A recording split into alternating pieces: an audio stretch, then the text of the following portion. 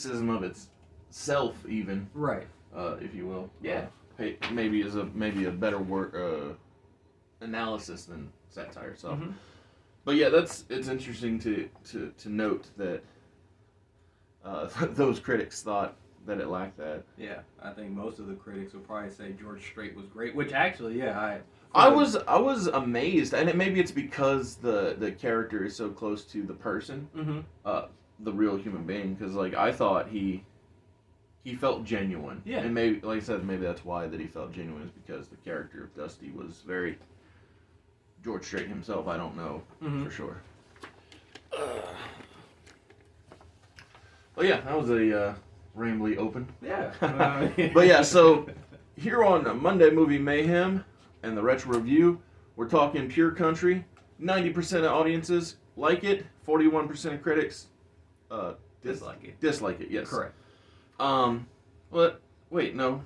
Do they? Is it 40% like or dislike? Dislike. Because if they did, right. Because I mean, because then that means 41% like. Correct. Yes, that's what I thought. Because Yeah, I was like, if 41% dislike, then it means like you got a much better critic score than I originally thought. Yeah, Rotten Tomatoes gave it 41%. Exactly. There we go. That's what I was trying to get at. But yeah, so that was the first note I took. But while the movie was starting, because Voodoo told me so, and just hearing the soundtrack. So, did you grow up listening to country music or knowing that it existed? Because I know some people didn't. And B, if you did you have any pre-established feelings for or toward George Strait? Great question. So, I always knew country music existed. Okay, cool. But did I grow up listening to it? No. But I have recently because I used to work at a karaoke store. Okay, cool. And all we sold was country music, and I used to sync up the words. You said all? Yeah, that's really it. That's funny. Like once in a while we sold pop, but like 90% of the repertoire was country music. Okay, cool. And I used to sync up the words to the. Yeah, so you had to learn it. Right. So after a while, just listening to country all the time, you just grow an appreciation for it. For sure. So it's kind of funny because I don't think if I had that appreciation, I might not have enjoyed the music like I did watching it. But the one thing there's a bunch of things that I like about this movie, but the one thing that I thumbs up wherever is the music. Oh, absolutely. Like The King with the Broken Heart that George Strait is singing. Yes. I was like, oh my God. So my first note after saying that the movie was made by Warner Brothers and the audience thought this, critics thought that, was like, it already, hearing the music and seeing the montage of the main character played by George Strait's life in photos is getting me misty, because seeing his relationship with his surrogate mother, his grandmother in the story, reminded me of watching the movie growing up with my mom and, having positive, fun times with her. And that's the whole reason why this movie is being reviewed now, is because we are approaching, at time of recording and after, on time of release, what would have been my mom's 57th birthday, because unfortunately she's no longer with us. And so multiple times throughout the film, the music would just hit me hard and get me reminiscing. Not in a bad way, but like it's just, yeah. So when we get to the finish, I will explain what that mentality has caused for the channel. But we'll continue talking about the movie before we get there.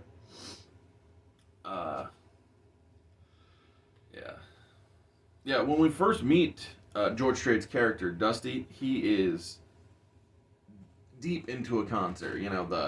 The crowd's going crazy, the lights are bright, the smoke's going crazy, and the music's up loud.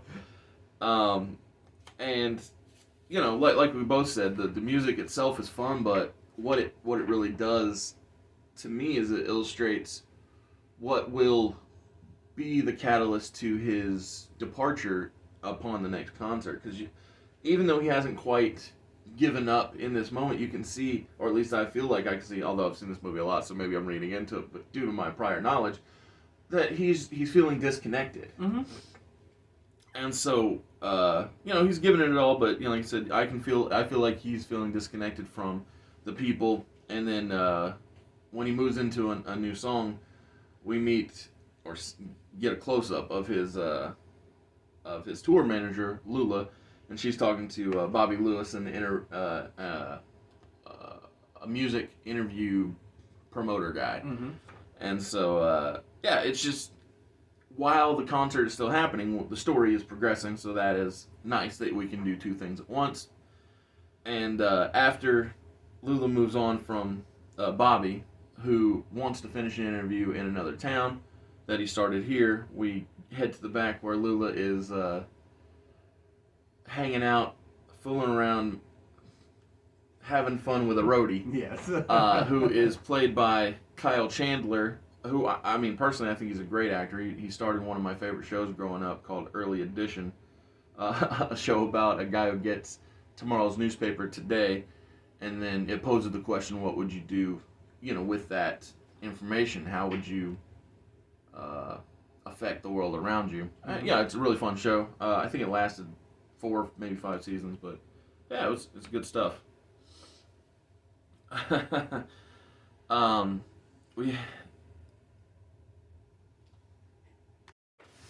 So Kyle Chandler's character, the roadie, his name is Buddy Jackson. He's written a song that he's strongly insisting that George Strait's character of Dusty performs. Mm-hmm. Which I can see the desire of that character and understand where he's coming from. He's like, oh, I think I've got it all figured out. If you just with this little bit of help, we can make it happen. And so the next day, Lula does have Dusty and the band play the song, but the problem is that Buddy is so confident in himself, he's interrupting the professionals, the people who know what's up. And like, oh, do this better, do that better, and then they're all like, come on, can we get this this little nobody guy out of here? Like, I'm pretty sure we know what's going on. Can you shut the hell up? Just go away. Yes. Yeah. So it's fun, but the movie is really good at transitioning from scene to scene. So we transition from the practice of the song to the band performing the song in the next venue. Mm-hmm. And from there, we see that the Buddy is so excited and that the crowd, with how much the crowd was into the song that he wrote, him and Lula start fooling around in Dusty's bus. So nobody knows it but us, the viewer. But at the same time that Buddy and Lula are fooling around in the bus, it's when Dusty starts officially mailing it in to the performance. He's like, he can see that everybody's just hooping and hollering and screaming, and they don't actually hear what he's singing. The music's too loud, the smoke's too thick. Nobody even knows that he's there. So he's like, the lights are bright. He's like, okay, what the hell am I doing up here? Exactly. Yeah. It's pretty pointless. And so he just starts mumbling the words, and he changes the out of the whole show, and he gets off stage. And it's funny because just like with the night before, his like bodyguard road crew guys are like, "Oh, best show ever, buddy," because they don't know him. Like they're just putting him over. They're just patting him on the back and saying good job. But he knows better. And when he gets to his bus and Buddy's getting off, off the bus, he cuts into Lula saying, "What's your boyfriend doing here? This is my private spot." And then she retorts back about how that why is it when did you start changing my show? He's like, my show? I don't see you out there. And she's like, if I hadn't made you a star, you'd still be seeing that fat cowgirls in Iowa, which is funny. He's like, you'd be a waitress there. So there's this a fun little fight, but that fight leads to Dusty walking off after the argument and hanging out with his lifelong friend Earl, who's a drummer in his band. And they reminisce. They talk about a memory of when they were kids going to a fair and watching a dancing chicken. Mm-hmm. And how the guy who was putting on the show was actually just turning on a stove to make the chicken dance. And Dusty feels like he's a dancing chicken. And Earl, who's drinking, is like, oh well, why didn't the chicken just jump off the stage? And so in that moment, Dusty has the realization that if he's the dancing chicken, why can't he just jump off the stage? So he does. He tells Earl, I'm gonna take a walk. This walk leads to him hitchhiking, where he trades his fancy boots and his nice hat to strangers who are willing to give him a ride places. And at the 30-minute and 10-second mark, after Dusty has hitchhiked his way back home, or closer to home, he gets clean shaven. He cuts off his ponytail. Cuts off his hair, and Yeah. he finally looks like the country legend George Strait that we all know and recognize, or anybody who knows country music will recognize. Mm-hmm. And yeah, it's just, it's understandable, at least in my mind, to feel burnt out, like the burnt out and unappreciated. Like, I'm putting in all this hard work, and like, what of it? And yeah, I've been there. There's, there's times when it's time to change. Mm-hmm. I mean, it's kind of interesting because to me, this movie goes in the opposite direction. Usually, it's a movie star or a musician Mhm. who lost his way, Yes. and then he goes back home and relearns. Yes. But it's kind of interesting that Pure Country does the opposite, where he hasn't lost his way or love for country music. He just wants to go back home. Well, and for the industry to appreciate Correct, yes. the quality that can be given. Mhm. Because and speaking of going back home, when he gets to his grandmother's house, I was like, this reminds me of where I grew up. Like, more land than people. The house does not look very well. It's kind of falling apart, but you get there and it's come on in, you're welcome, happy to see you type of stuff. And yeah, it's just it's fun, the feeling of familiarity. Mhm. And then so while he's while he's there, the criminal, she asked, did I miss the circus? because she even realizes that everything has gotten so out of control with the show that it feels like he's a part of the circus. And so he tells her that it was just him this time. She asked him if he quit, and he's like, nah, I'm just figuring things out. And so from there he he says goodbye, and he goes to visit his parents' gravesite, and we see that's where he gets his stage name from. It's from his dad. Because Grandma calls him Wyatt, Earl calls him Wyatt, everybody who knows him calls him Wyatt, but his stage name comes from his father. And as he continues to move on, he goes down more memory lanes. The bar where him and Earl came up, and where Lula helped him get gigs, and then finally from there, we go back to the band and Lula, and then Dusty's not there for that night's concert, and they're like, oh, we're gonna postpone, give him a rain check. And she's like, no, he'll be here, just go out there. And in the back of the bus, she hears let's do it come from the bathroom, and it sounds a lot like Dusty, but it isn't Dusty. It's revealed later. Go ahead. I was just gonna say his body. Yeah. Well, yeah. So so it's revealed after we go back to see Dusty is at a bar, pretty damn drunk. He's clearly into one particular girl, and as he's leaning back, he falls because she walks by him, and it's funny. But when we get back to the concert, we can see that Lula's messing with the lights and the fire and the smoke, hiding the fact that Buddy Jackson is portraying Dusty on this night, because Lula won't, go without the money, basically. Mm-hmm. Or I mean, she pretends like it's more than money, but like I'm Right. pretty sure it's the dollar bills that she's interested in. But it only proves Dusty's point. Yes. You can just turn on the smoke and the lights, and people won't even. Exactly. Yeah, that's a good argument that I didn't even think about. That the show must go on does, or that concept does prove that he was just a cog in the machine. Mm-hmm. That without him, it didn't hurt anything. Right. And at the end of the concert, Buddy Lewis, the reporter, wants to try and finish his interview with Dusty, but of course he can't do it because Dusty ain't there. And so Lula lies and says, "Oh, his throat's hurting." But Buddy, being very happy with himself, waves and says, "Wasn't that great?" And so at that point, it's beginning to start the questioning process of like, what is the lies going on here? He doesn't exactly, but you can see on his face like it's a curious moment in the whole thing. So yeah, it's just fun, and it's good at illustrating through the storytelling process what the main character believes and to be true. And so I like that. So yeah, the same girl that Dusty had the hots for at the bar. She has an ex who's trying to get back with her. His name's Al, and so as she's going to leave for the night, Dusty's outside drunk and enjoying the cool rain falling on him. And when Al's trying to get in tight with Harley, the love interest character, Dusty goes to stand up for her because he's stand up guy.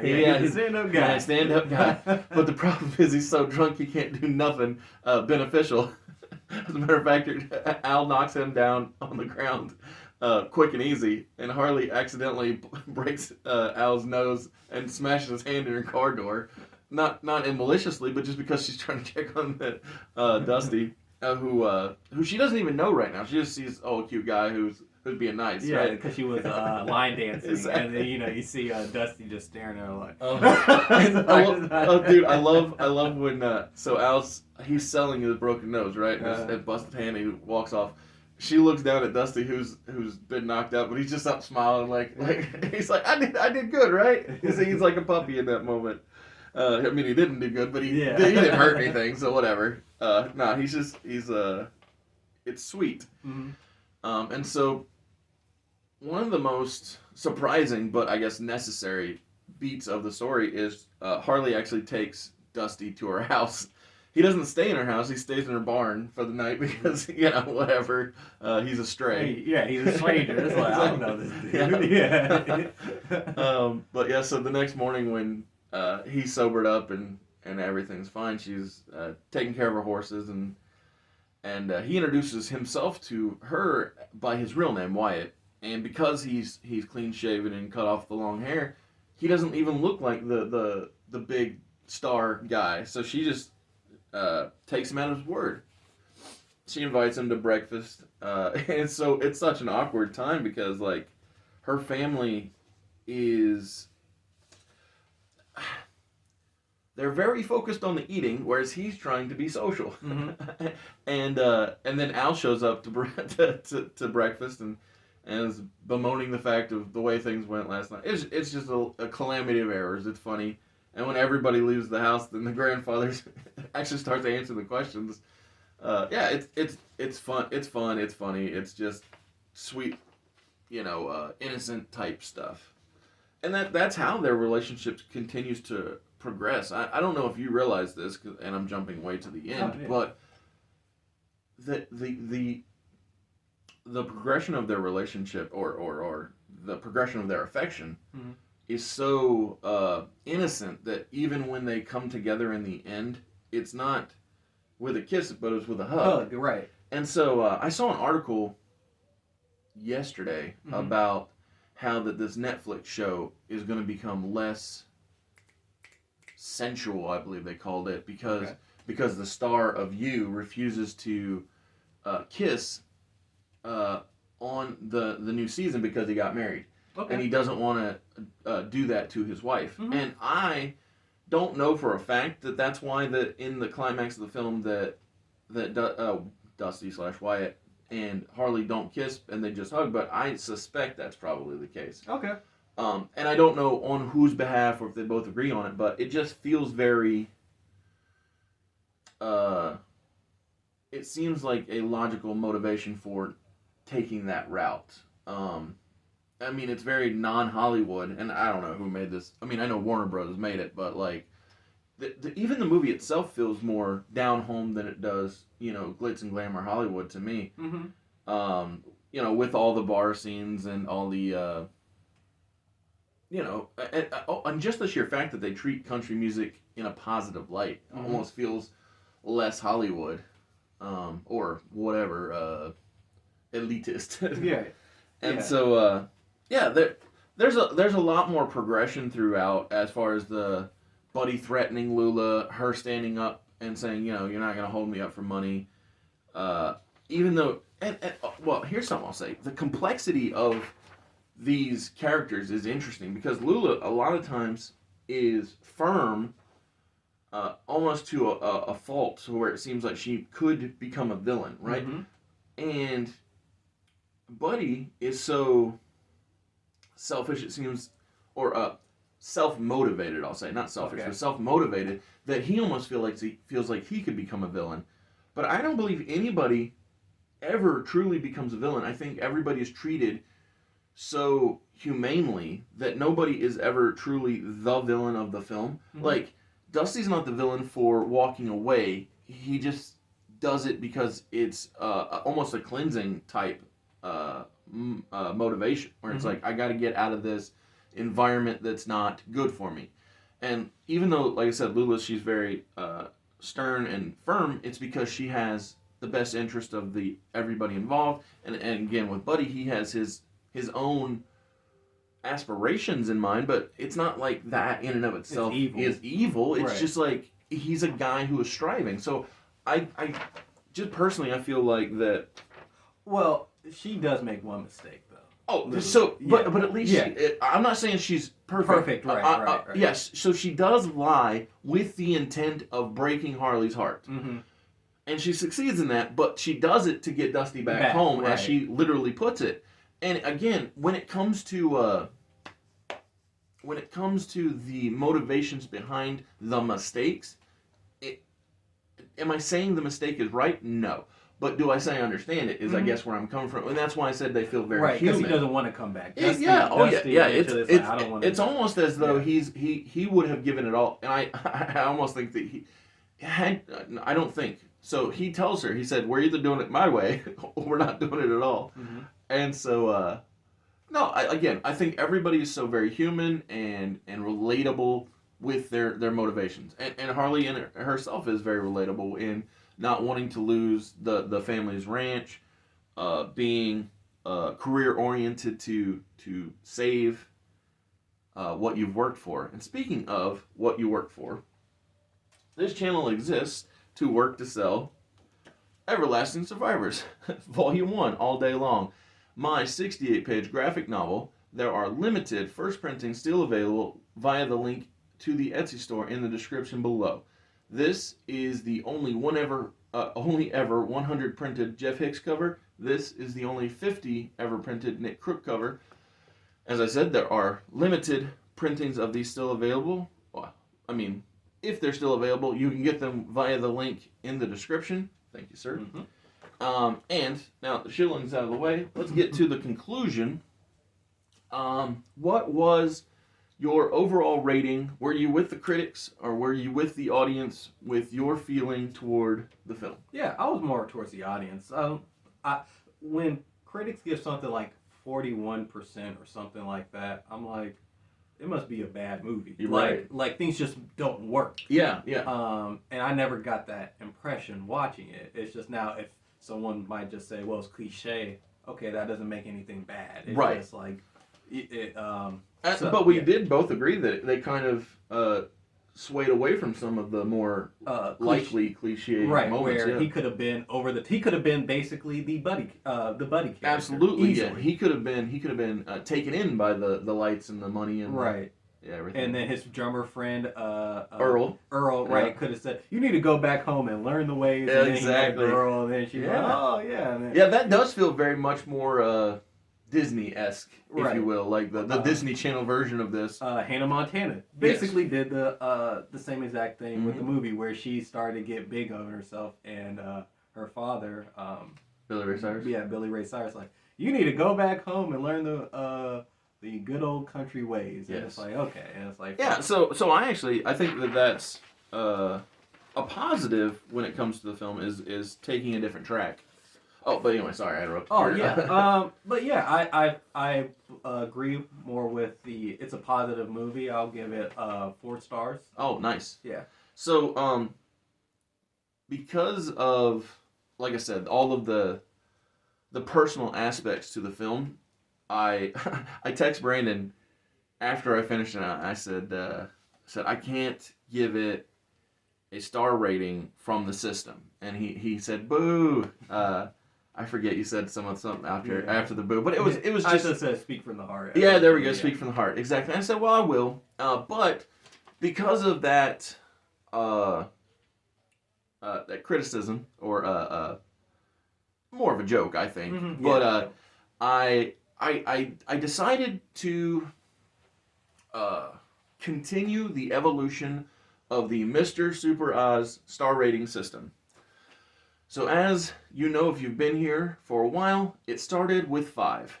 Uh, so, the first 5 were a 5 rating was great, a 4 rating was good, 3 is fine, 2 is passable, 1 is a fail. Um, the thing is, though, from the inception of the 5-star system, there was always basically an implied 0, which I kind of called trash. Because if something is worse than a fail, I consider it, trash. Because you can fail at something, it doesn't mean you didn't try. Like, I'm like, I see what your effort was there, but man, if it's below a fail, then I like I said, there was always that implied 0. But at the beginning of this year, due to my striving to succeed, especially when it comes to writing, I gave out my first ever 6-star rating, which I called Spectacular, to Limitless.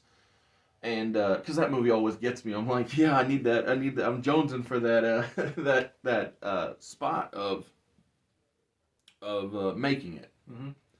And so I'm going to reveal now that from the moment of the 6-star being revealed, I told Brandon, I said, there's one more star to come that I don't know when it'll happen, but I'm going to tell you now here on the Pure Country Review. There is a 7th star called Perfection. Now, Pure Country will not be getting 7 through 0 because I am introducing the final form of the Mr. Super Oz rating system, which is if something is below trash, it will be called or be given hate.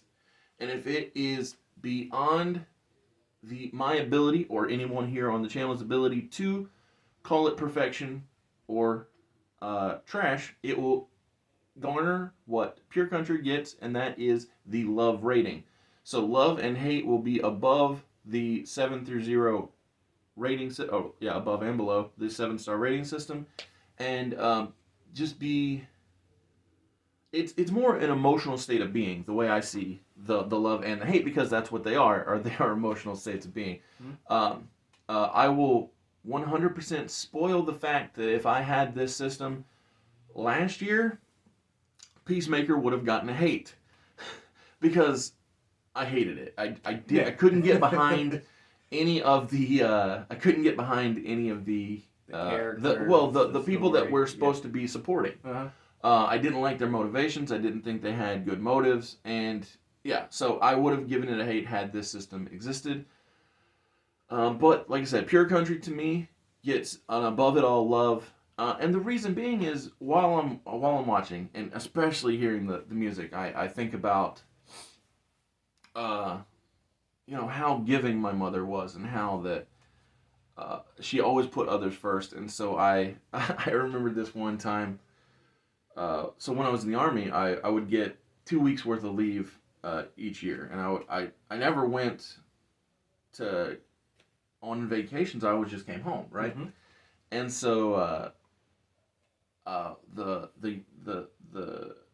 vacation I went on home before I deployed to Iraq, I was like, Mom, have you ever bought yourself anything? Like, you're always out there doing for others.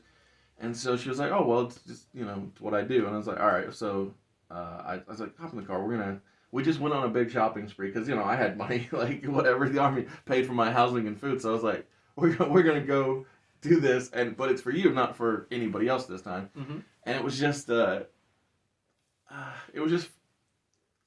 it was good to give back to someone who always gave to others or always thought of others first. And that's why when Everlasting Survivors comes back to print, when it goes back to Indiegogo, it's going to be dedicated to my mom, because she was my first biggest fan, and she's the person who always believed that it was going to work. And I mean, now granted, now I actually have a large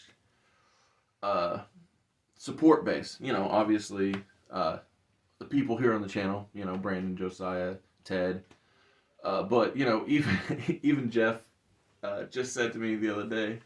He was like, so he asked if when it comes back to Indiegogo, he's like, the new cover I drew. He's like, that's gonna be for this, right? And I said, yeah. He's like, good, because I just reread Everlasting Survivors, and it was such a good experience. He's like, I want to help you succeed, and it's just yeah. Anyway, I don't know. I'm just rambling. I love this movie. I love the way it makes me feel. I love all the stuff I remember. It helps me remember. And thank you for taking this trip with me, Brandon. I like that you're able to introduce me to new things, like when I watched Flight for the first time, and I love when I'm able to introduce you to new things. So that's a great thing about the channel is it being able to share your feeling, the things you enjoy with your friends.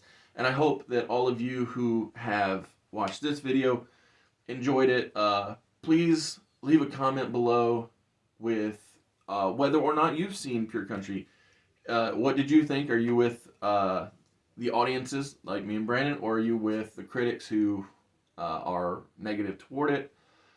If you've read Everlasting Survivors, please leave a comment below saying how that you feel. And if you haven't, keep in mind that it's returning to Indiegogo on 2/24/23. Thank you, and I'll see you on Wednesday. Yep. And don't forget to subscribe and give us a thumbs up. Oh, thank you. Yep.